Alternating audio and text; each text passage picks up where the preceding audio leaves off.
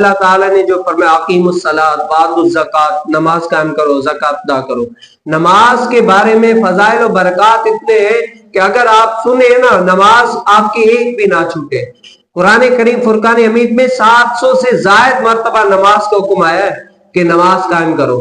اب نماز کے اتنے فضائل و برکات ہیں، مصطفیٰ جان رحمت صلی اللہ علیہ وسلم نے ارشاد فرمائے، اور حضور علیہ السلام جب اپنے صحابہ کرام رضی اللہ تعالی مجمعین کو نماز کے فضائل بتاتے اور نماز کے ساتھ جماعت کے فضائل بتاتے نا، آپ نے کئی جمعات میں سنا ہے کہ صحابہ کرام ہماری ایک نماز بھی نہ چھوٹے اور صف اول میں آ کر نماز پڑھے۔ اسی طریقے سے جب نبی کریم صلی اللہ علیہ وسلم جماعت کراتے تھے نا تو صحابہ کرام رضی اللہ تعالی مجمعین کیا جماعت دیکھتے تو وہ دوڑ کر مسجد میں یعنی دوڑ کر آ کر شامل ہونے کی کوشش کرتے کہ ہم بھی جماعت میں بھی شامل ہو جائیں، یعنی جماعت کا بھی ثواب ملے، نماز بھی تکبیر اولیٰ کے ساتھ پڑھے اور پہلی صف میں بھی نماز یہ پڑھے۔ اب حضور سے جب یہ جیسے ہی نماز قائم ہو جاتی وہ دوڑ کر آ جاتے۔ اب حضور علیہ السلام کو کیا ہے یہ ناگوار ہوا،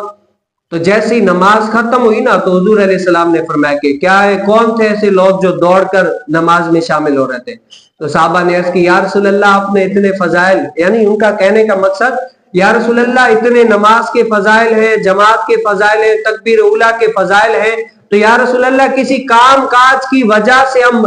یعنی اور جگہ پر مصروف ہو گئے لیکن کوشش کی اسی لیے ہم دوڑ کر آئے تاکہ نماز میں شامل ہو جائے۔ تو نبی کریم صلی اللہ علیہ وسلم نے فرمایا کہ اے صحابیوں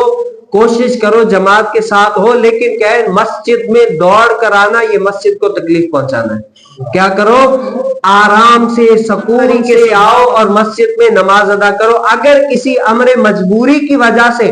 تمہاری ایک دو رکعت چھوٹ بھی جاتی ہے نا تب بھی کوئی مسئلہ نہیں ہے، تم کیا کرو مسجد کو آرام سے آؤ۔ اسی لیے اعلیٰ حضرت رحمت اللہ تعالی علیہ کے بارے میں آتا ہے کہ جب آپ مسجد میں آتے تھے نا تو پنجوں کے بل چل کر آیا کرتے تھے،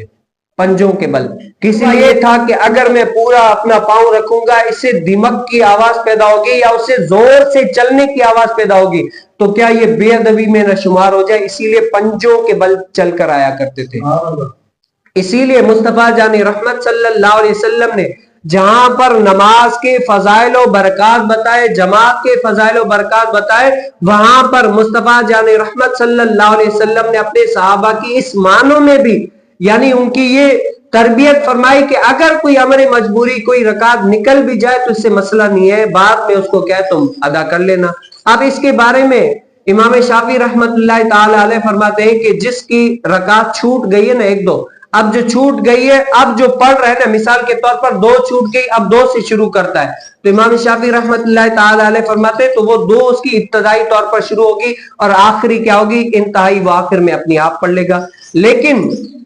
احناف فرماتے ہیں کہ دو جیسے چھوٹ گئی دو پڑھتا ہے، احناف فرماتے ہیں یہ دو جو ہے نا یہ انتہا والی ہے، کیوں دو تو اس سے پہلے نکل گئی، جو نکل گئی وہ ابتدا والی تھی، جو رہ گئی ہے وہ انتہا والی ہے۔ یعنی یہ ایک بتانے کا مقصد ہے، باقی اس میں کوئی ایسا کوئی مذائقہ نہیں۔